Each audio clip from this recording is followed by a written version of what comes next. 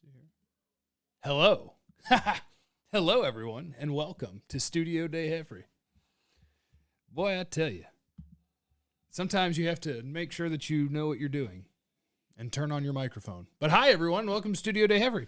Just watched the Cowboys versus the Broncos. There should be sound now.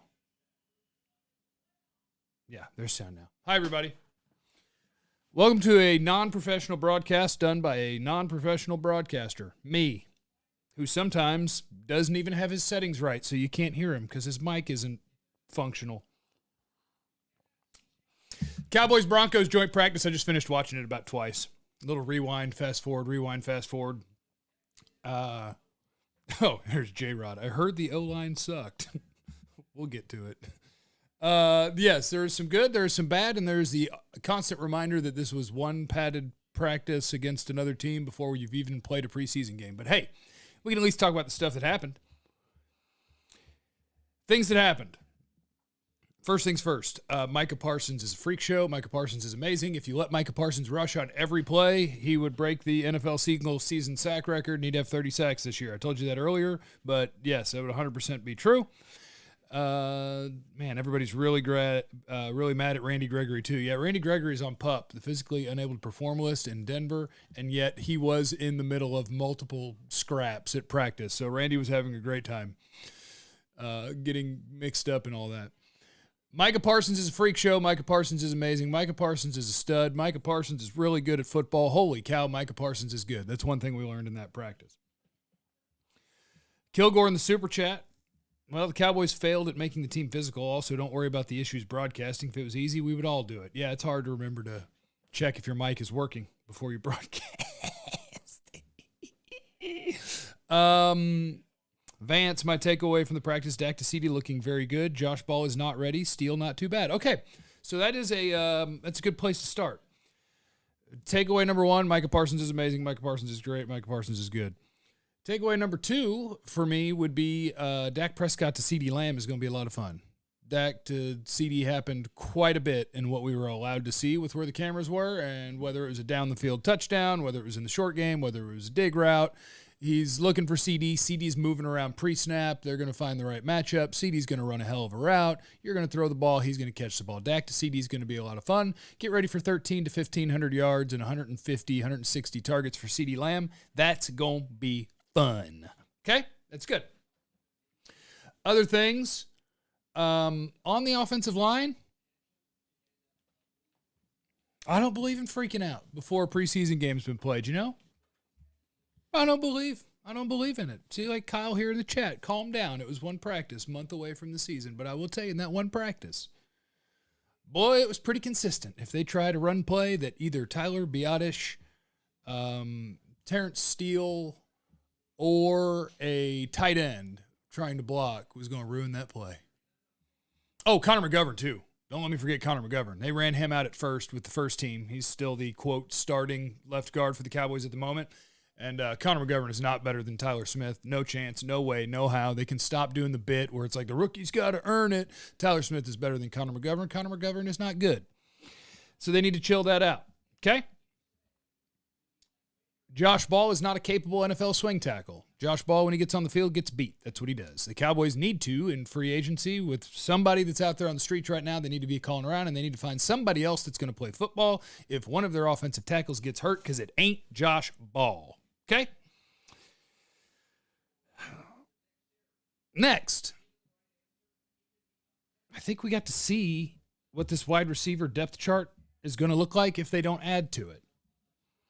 CeeDee Lamb, Jalen Tolbert, and if you'll notice, the guy who caught the first pass of the practice was actually Noah Brown. So Dennis Houston, who was running with the ones while I was out there in camp for a long time since James Washington got hurt, the undrafted free agent, Dennis Houston was not in for the first play. Noah Brown was a veteran, and he caught the first ball, but Dennis Houston did make multiple catches. I think it's fair to say that he's in the mix to actually make the team, and that the depth chart, if I had to pick it right this second, I think the top six guys on it are CeeDee Lamb, Jalen Tolbert, Noah Brown, Cavante Turpin, former TCU Horned Frog, Simi Fehoko, Dennis Houston. Something like that. I don't think I'm forgetting anybody. But I think that would probably be, if you kept 6, that would probably be your 6. Jeremy in the Super Chat, you're awesome, dude. Keep up the good work. I appreciate that. I like being called awesome. Why is Tulsa not starting? He will. He's going to start. I wouldn't worry about it. And I'm not worried about the fight. That it was weird that Zeke got destroyed by Bradley Chubb and nobody got mad, but it might be because Mike McCarthy told his team, if anybody throws a punch, you're thrown out of the practice. Because plenty of the Cowboys were willing to mix it up a little bit. Like Terrence Steele down on the goal line finished a block and then finished a finished block. And then afterwards, the Broncos kind of dogpiled him and pulled his helmet off. And it's like, oh, look, Terrence Steele got punked. Now Terrence Steele played through the whistle and then some in an environment where we're not really doing that. And he got his in and they got theirs in. It's fine. Can we trade a 5th for Amari and sign another receiver? You could try. Yeah, you could call Cleveland and try. See if that works out for you. I don't think so.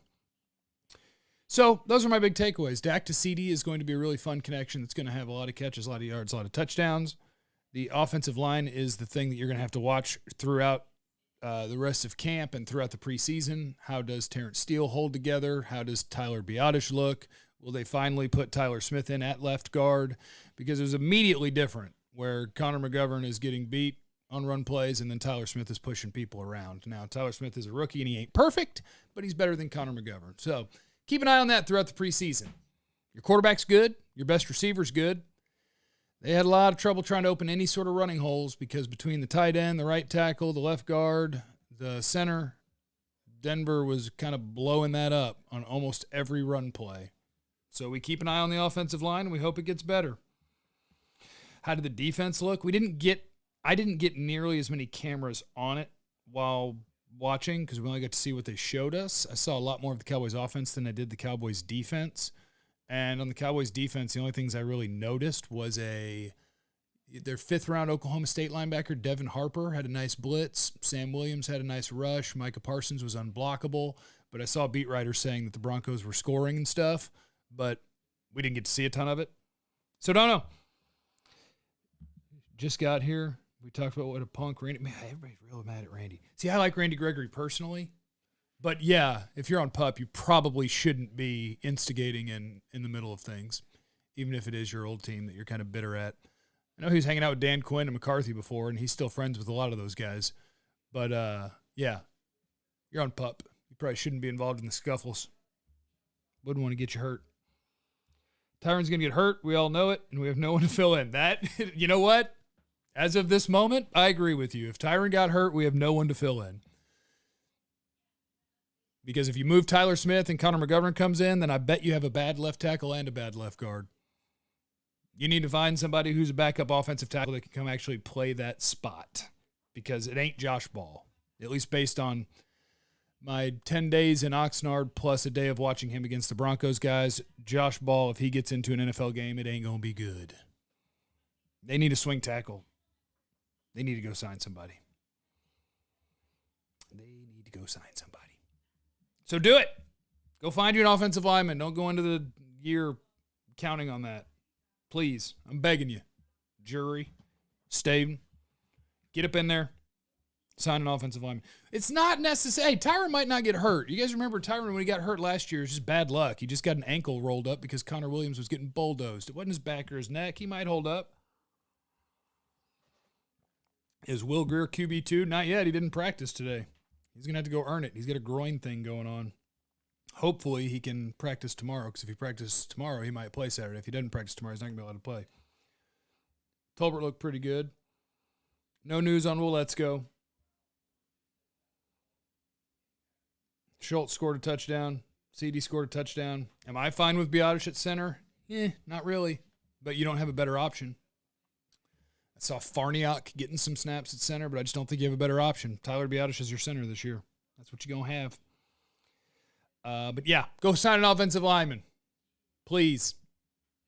I beg of thee. It would be great. A lot of people looked winded. I see Sean in the chat saying Tyler Smith's still getting acclimated, but damn, he looked winded.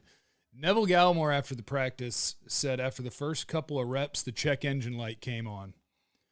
The altitude in Denver ain't nothing to play with, and it is hard to practice for. You really can't. You really can't.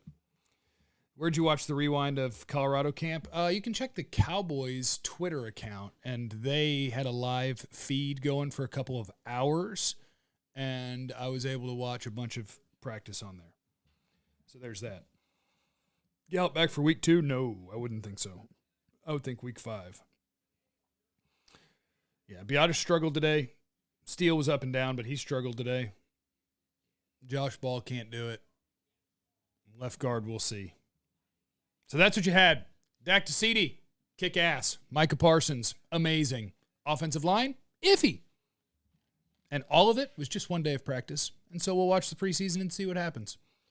You guys be cool out there, okay? Remember, you have no idea what anybody's going through. So, wait, hold on. Actually, let me tell you about my guys at Bet Online, huh? That's a great idea. It's always a great idea. I love my dudes at Bet Online. And you can get in any questions you got real quick. See if we can sneak a couple more in.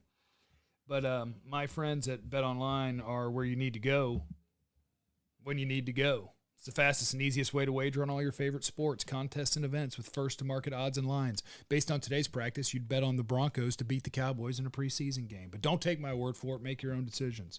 Find reviews and news for every league, MLB, NFL, NBA, NHL, combat sports, esports, even golf. Bet Online, the top online resource for all your sports information.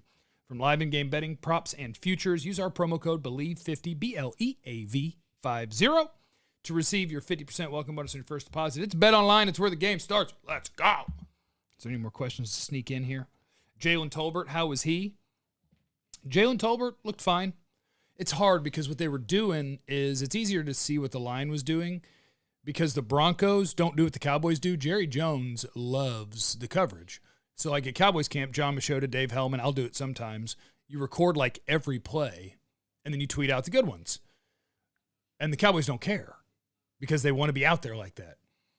The beat writers at this practice, Cowboys and Broncos, they weren't allowed to take any video. They weren't allowed to send anything out because the Broncos, like a lot of teams, don't want that stuff getting out. So the Cowboys doing their training camp live stuff, it was very much zoomed in on the line. You couldn't really see the route combinations or unless a guy had the ball thrown to him, you didn't really know what he did. But Jalen Tolbert, like all the receivers, looked fine.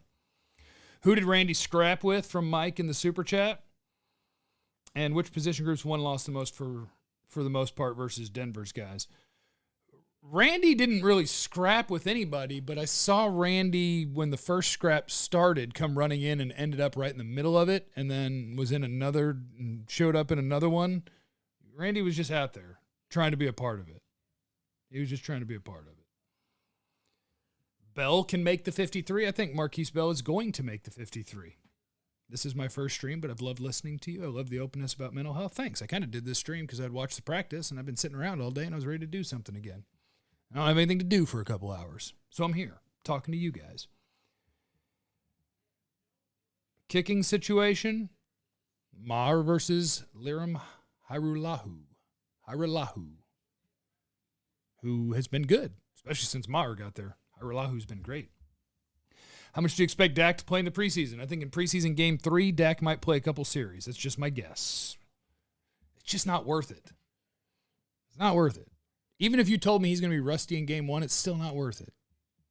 My starting quarterback who makes a bunch of money, we ain't playing in stuff that doesn't count.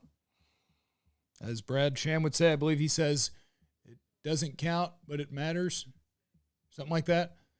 And, like, unless it counts in the standings, I don't need my starting quarterback out there. I just don't. Cowboys' thoughts behind not looking at signing J.C. Treader. I know I've heard the broadest stuff about him being the player's rep and all that and how maybe that's a part of it. Just it's interesting that no one signed him. He's only 31, too. I would think that he would be somewhere by now. So that one's just kind of weird. It's just kind of weird. All right, thanks for stopping by, everybody. That's Cowboys-Broncos recap. Remember, you have no idea what anybody is going through, so